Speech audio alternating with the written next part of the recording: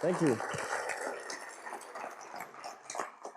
Thank you. It's lovely to be here today. As I introduced as a video overlord, I study the future here at OCAD University in a program called the Strategic Foresight and Innovation Program. We basically look at the two flip sides of the coin that connect design with the future. How can we progress the methods we use in design into the future where technology is going to change, where social values are going to change, and how can we then use those evolved methods to design better futures, identify the futures that we want to steer towards, and identify the ones, the big icebergs looming on the horizon that we want to steer away from. When I'm not researching here at OCADU, I build time machines. Not the kind that you use to back up your files, although that's what this is for, and not the kind that you use to go into the future and steal the sports almanac or the lottery numbers. I like to build the kind that open up portals into the future, right here in the world of today, so that we can look through into different possible futures and figure out if they're futures that we like, or futures that freak us out, or somewhere in between. And today I'm going to tell you a little story about my first time machine, and also one of the most recent machines that I've had the pleasure of working on the design of. This is my first one. It's a hot tub time machine. It fits in very well with this sexy carpet. That's me on the left there. That's my sister Martha on the right. And that wasn't actually my first time machine. But it does introduce me in the context of dinosaurs, which is a pretty important part of the story. When I was about 10 years old, my sister and I were going to my dad's office in the summer a lot, because kids are out of school and they need somewhere to destroy things that isn't an educational institution. So we would go to his office and pour coffee on computers and ruin architectural diagrams and all the nice stuff that kids do at offices. And eventually, my dad's boss noticed that I was wearing these dinosaur shirts over and over again and figured that if he wanted to keep the peace, he should go find a really good book about dinosaurs and just like lay me down with it in an office somewhere that wasn't being used, and problem solved. So he went out, he found this amazing book about dinosaurs that is perfect for a 10-year-old boy. Perhaps you've even heard about it. Chip Kid did a great little TED talk about it earlier this year. This book is, of course, called Jurassic Park. How many of you are Jurassic Park fans in the audience here today? Very good. Very good. I'm a bit of a fan myself. It's hard to believe, but Jurassic Park, the novel, is 22 years old this year. That's a little bit younger than me. And the parts of Jurassic Park that were brought to life in Spielberg's film are showing their years a little bit. This is the log that everybody hid under when the Gallimimuses ran by. And this is the visitor center, which probably could have used a little bit more of a sustainable design ethic in its construction. But what really interested me about Jurassic Park, or one of the things that did as a kid and today, is that it's kind of a double-edged time machine. It's a story about using technologies from the future to bring the distant past into the present, to close the loop and bring those two worlds together. And Michael Crichton did this in a lot of his novels. It's, of course, also a novel about marauding dinosaurs and biotechnology gone awry and all sorts of cool stuff like that. But underneath the surface, Jurassic Park is ultimately about simplexity. It uses fractals and chaos theory and black swan events to explore the implications of systems that we design to understand the world around us, where we cut a few corners and we oversimplify the design of the system. And sometimes the things that we leave out of the equation wind up coming around and biting us, sometimes in half, if you're a visitor to Island Nublar. In 1993, the minds of young people like me all over the world were collectively blown when Steven Spielberg announced he was going to adapt Jurassic Park into a film. And I begged my dad to take me to a preview screening. We went out and saw it the day before it opened everywhere else, June 10th, 1993. It was a very good day.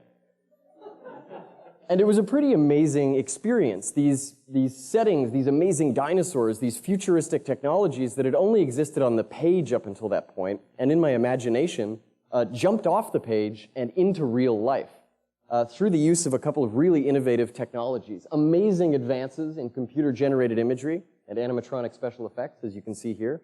Just mind-blowing. It's not hard to imagine why people saw this and, started quaking in their seats. But Jurassic Park was a full-sense experience in the cinema. As you might remember from the Tyrannosaurus Rex early warning system, you could hear the dinosaurs and you could feel them in your body as well as see them come to life in vivid, high-resolution living color on the screen. And when the movie came out, in the production notes, Steven Spielberg had a really interesting reflection about what the movie represented. He said it wasn't science fiction. Jurassic Park was science eventuality. It was a scenario of where we might go in the future if we used these emerging biotechnologies that the novel is built upon in a certain way, with a certain sort of values attached to them and a certain purpose or goal in mind. And a few years later, when Spielberg was adapting Minority Report into a film, he actually hired a whole group of futurists to come together and hole up in a hotel in Santa Monica for a while and build the world of Minority Report. These are people who specialize in the creation of scenarios about different possible futures.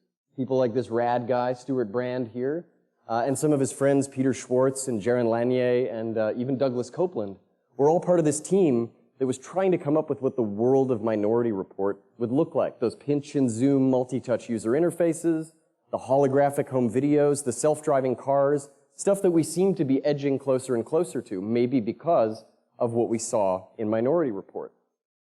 Now, futurists like Stuart Brand and his buddy Peter Schwartz and a whole bunch of other people produce a lot of their scenarios about the future as written documents, sort of like science fiction stories that explore what this world could involve and what kind of things people would do in that world. And I've written a bunch of these myself in my program here at OCAD and for a number of my clients. But when you try to explain things like this and think about the unthinkable, think about what happens when we start using atomic weapons in warfare rather than conventional weapons, these written scenarios really come in handy. They help us imagine outcomes that up until that point had been unimaginable. People just didn't know what to do with them. And Herman Kahn is one of the popularizers of the scenario planning method, who came out of the Rand Corporation in the US in the 1960s, and had a real knack for writing and creating these scenarios about perhaps impossible futures. Through the 20th century, these scenarios became more and more visual. This is one from the NASA Ames Research Center from 1975 that depicts one possible option for what NASA would tackle after the conclusion of the Apollo program. A little bit optimistic. But, you know, the thought that counts. So these written scenarios about the future, they tell us about what might happen in the future. And these images show us what the future might look like, using a little bit more of our sensory capacity as good bipedal apes. But what I'm really interested in is the question of what it might feel like to live in the future. Not what you might think about when you're talking about the future, not what you might see, but what it might feel like. And I've been trying to answer this question with a lot of the work I do for several years now. 2 years ago, I formed a collective called The Mission Business with these 4 nefarious rogues. And we set the challenge to ourselves of designing a time machine that would allow people to step into the near future of biotechnology, just like Jurassic Park did with its InGen Corporation and its cloned dinosaurs. But rather than producing a film, we wanted to bring that scenario to life, to allow people to step inside it and live inside it for a while, to allow it to follow people around across all the media that people use in the 21st century to consume information, rather than just a linear story. And because last year was the big year of the apocalypse, thank goodness we're all good to go still, we created a story about a biotechnological apocalypse, and we called it ZED.TO. And it took form as sort of an alternate reality game, a scavenger hunt with an enormous backstory and lots of role play that unfolded along the streets of Toronto between March and November of 2012. And the main character of ZED.TO is a fictional corporation. Just like Jurassic Park has its InGen Corporation and Resident Evil has the Umbrella Corporation, we created Biologic. Biologic is kind of like the Apple of the future. They're really good designers. They employ lots of really good human-centered design techniques in their creation of a better tomorrow. But they come with a bit of a catch, because they believe that they know what you need better than you know what you need. And they believe that your personal biometric data, all the interesting stuff that Sarah Diamond and some other people have been talking about today, is their property if they use it to make your life better.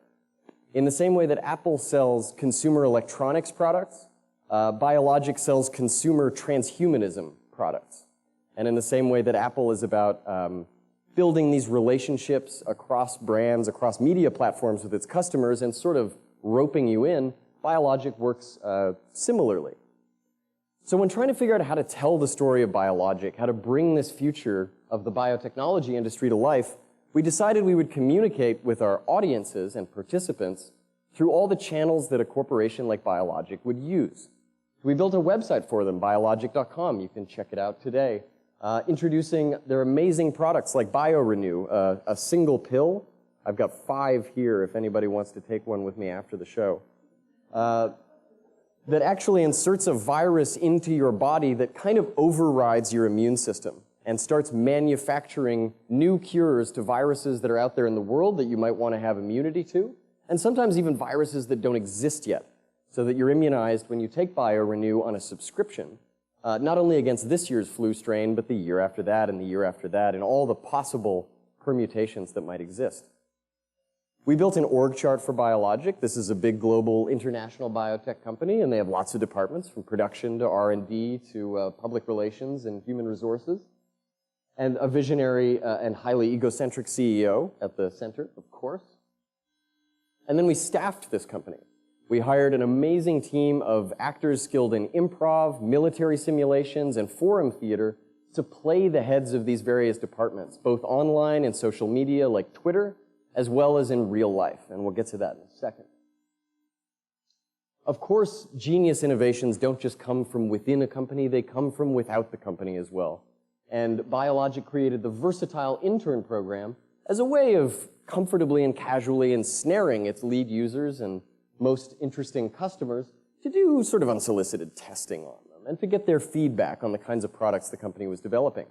This program was a great success, and over 2012, we signed up about 650 members of Toronto's best and brightest design, technology, and arts communities to be early testers of Biologic's newest products. There might even be a few of these people in the room today. We also built prototypes of all of Biologic's products, from BioBreath, the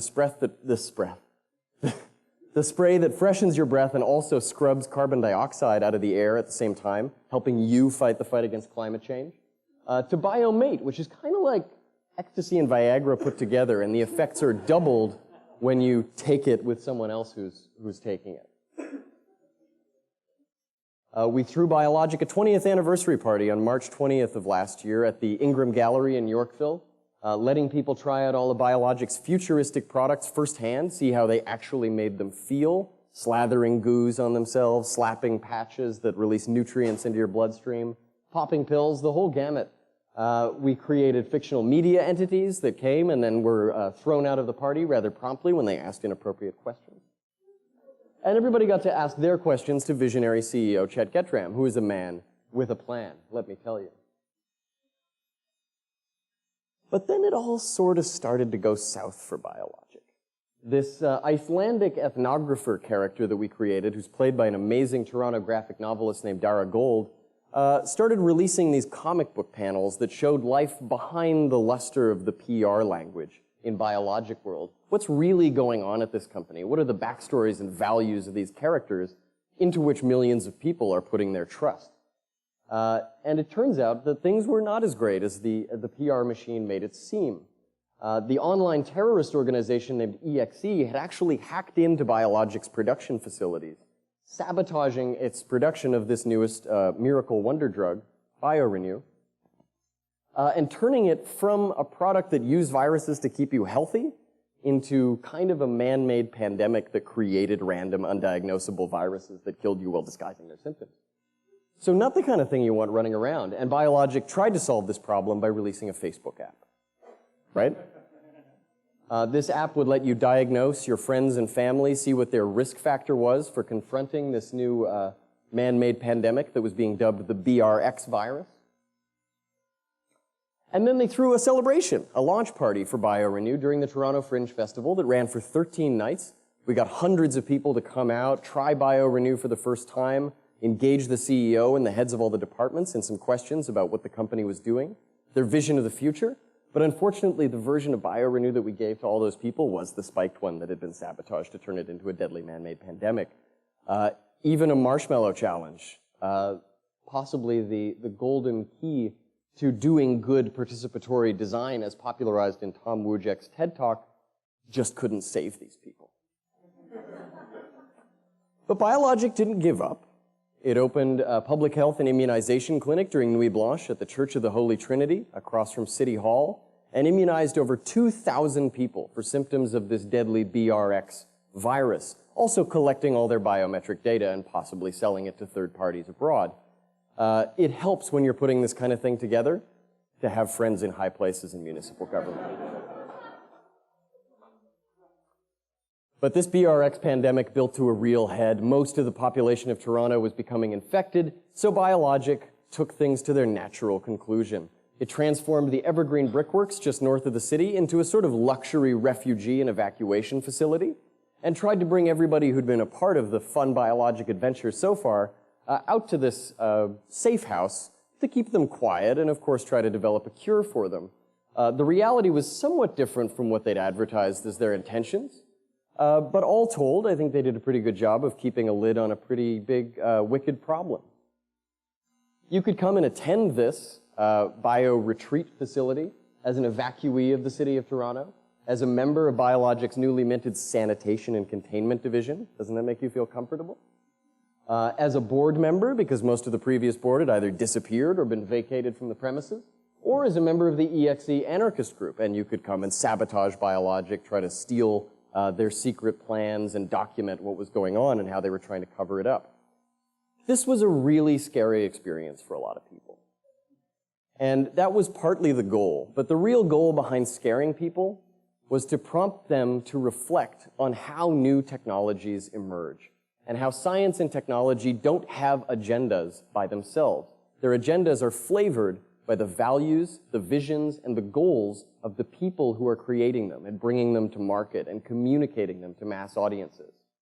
So the world of Biologic is not one that I want to live in. Shades of Synbiota upstairs, everybody. It's a bit of a scary world, but it's a world that makes us think. And it's a world that makes us think not through analysis and through written reports and through algorithms and analytics. It's a world that makes us think through experience, through designed experiences that maximize the use of all our senses to help us feel out what the future might really be like. What might it feel like to live in a future where biotech is governed by corporate values rather than humanist values, where your biometric data is just another currency, really, to put on the chopping block. That was the world of ZED.TO. It was a time machine that allowed us to peer into a possible future so that we can steer around it when the time comes. It's been a pleasure to have you here with me today for this little time travel adventure, 17 minutes and 45 seconds into the future.